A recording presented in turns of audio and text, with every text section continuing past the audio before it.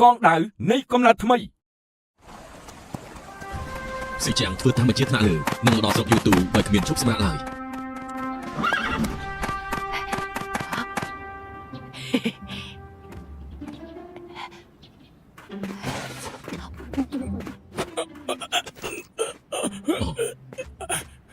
ស៊ីជាងទើបពី3ថ្ងៃសោះភ្លេចវិន័យឲ្យហើយ សូមក្រុមមេកងវិទ្យាឯករាជ្យស៊ីជាងសូមរីកា ផឹកទឹកតាមសម្រួលទៅណា បាទអំណាចទម្លាប់នៅ YouTube ផ្អែមណាស់ ទីបញ្ជាការកណ្ដាលសម្រាប់ចិត្តនាំទ័ពចេញពីតំបន់សូវៀតហើយ លោកប្រធានថាម៉េចចេញទៅណាហេតុអីបានចេញទៅណាដែរ ឯងមិនត្រូវសួរទេនេះជាការសម្ងាត់ឯងគួរយល់ហើយណា បាទយល់ហើយ យើងឃើញថាឯងដឹកនាំបានល្អណាស់ក្នុងសមរភូមិក្រោយៗនេះដូច្នេះយើងបញ្ជាឯងបង្កើតកងឆ្លប់ពិសេសមួយជាមួយនឹងកងរក្សាឯករាជ្យដើម្បីបេសកកម្មពិសេសដូចជារកផ្លូវថ្មីនិងធ្វើឆ្លប់ឲ្យកងទ័ពធំកងរបាយគឺដែលនៃកំណត់ថ្មី ខាងទៀតប៉ុន្តែលោកប្រធានឈ្មោះនេះស្ដាប់ទៅពិតជាពិសេសមែនតែវាដូចជាពិបាកណាស់ យ៉ាងម៉េចឯងខ្លាចទេ អត់ទេប៉ុន្តែគឺវា ចង់និយាយឆាំនិយាយមក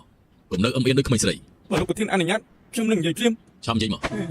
វាពិបាកណាស់លោកត្រូវឲ្យខ្ញុំកំភ្លើងវែងប្រភេទ38យ៉ាងហើយណា100ដើមកំភ្លើងស្វ័យប្រវត្តិ20ដើមកំភ្លើងយន្តគ្រាប់បែក300គ្រាប់ ជប់សិនអូនចង់បានច្រើនពេកហើយហេតុអីបានជាឯងមិនយកកំភ្លើងនៅក្នុងឃ្លាំងយើងទៅទាំងអស់តែម្ដងទៅ មែនណាអូល្អណាស់អរគុណលោកប្រធាន កុំយល់សោកឲ្យសោះ លោកប្រធានលោកដឹងហើយឆ្លងកាត់សង្គ្រាមក្រោយៗនេះកងវរៈសេនាឯករាជ្យខ្ញុំអស់ធនធានហើយខ្ញុំចង់និយាយទេតែលោកប្រធានមកខំមកខ្ញុំនិយាយ ហើយបើកលៈទេសៈល្អយើងឲ្យកំភ្លើងឲ្យតបតាមចិត្តឯងតែកលៈទេសៈមិនល្អអង្គការយើងមិនអាចឲ្យតាមចិត្តឯងបានទេណា ប៉ុន្តែ មិនចាំបាច់និយាយទៀតទេឆាប់ទៅ លោកប្រធានលោកសន្យាថាឲ្យកំភ្លើងនឹងតមកខ្ញុំត្រូវទេ នឹងហើយ អាចសរសេរកិច្ចសន្យាបានទេ ចេញពីទីនេះទៅ បើថាឲ្យច្រើនហូរឈាមឲ្យតិចប្រាំងឡើងស្មោះមិន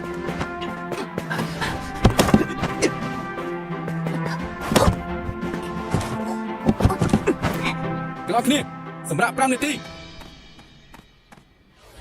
បញ្ជាឯងហត់ដែរទេ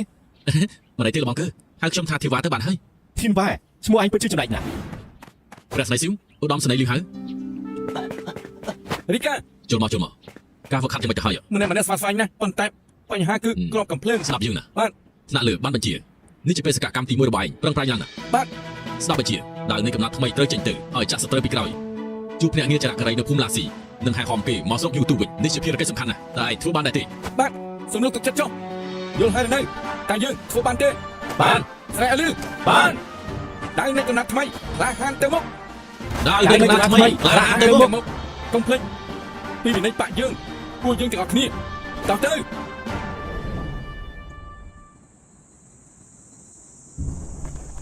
ដោយដឹងពីភូមិសាស្ត្រនៅភូមិឡាស៊ីដែលកំណត់ថ្មីបានឆ្លងកាត់ការឃុំព័ទ្ធរបស់សត្រូវបានយ៉ាងងាយ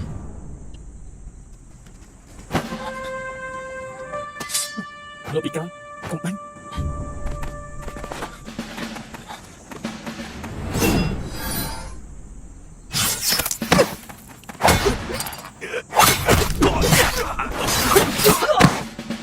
សម្រាប់ទីនេះហើយចាចេញភ្លាម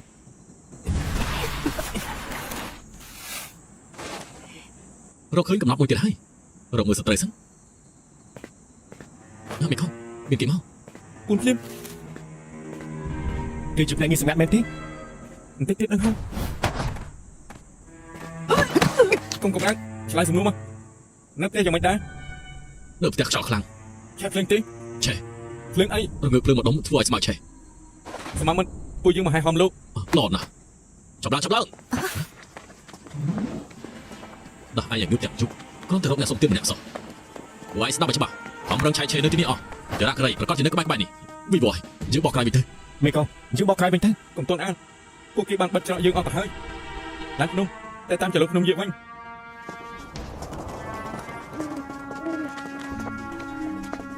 ខាងមុខជាមន្ទីរសត្រូវមានលៀនដ្ឋាន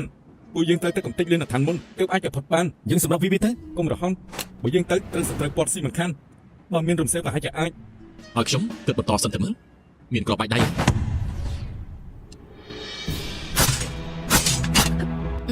រួចរាល់ហើយ ល្អណាស់គ្រាប់បែកប៉ុណ្ណេះយើងអាចកំទេចលៀនដ្ឋានយើងបានហើយអាលីអាចទៅមកបាទ គ្រោះថ្នាក់ពេកហើយ យើងនៅកាន់តែយូរកាន់តែគ្រោះថ្នាក់ត្រូវតែធ្វើឲ្យលឿន ខ្ញុំទៅដែរនេះជាស្នាដៃរបស់ខ្ញុំ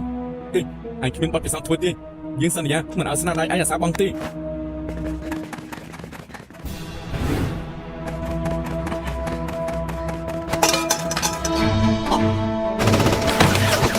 វិវហើយគេដឹងហើយ ចាំជិះមិនខ្មៅកាប់ភ្លើងចំដៃជួខ្មៅកាប់ភ្លើងវានៅឆ្ងាយពេក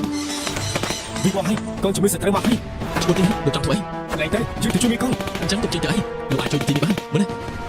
យើងធ្វើឲ្យស្ទើរយើងខ្ជិលហើយ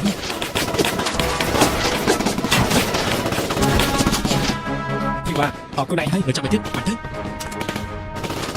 គឺសត្រូវហើយ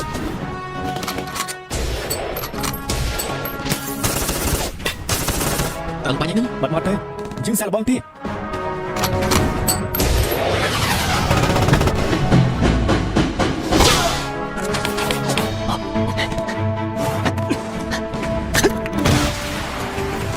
រត់ណាស្មាត់សម្រាប់ចូល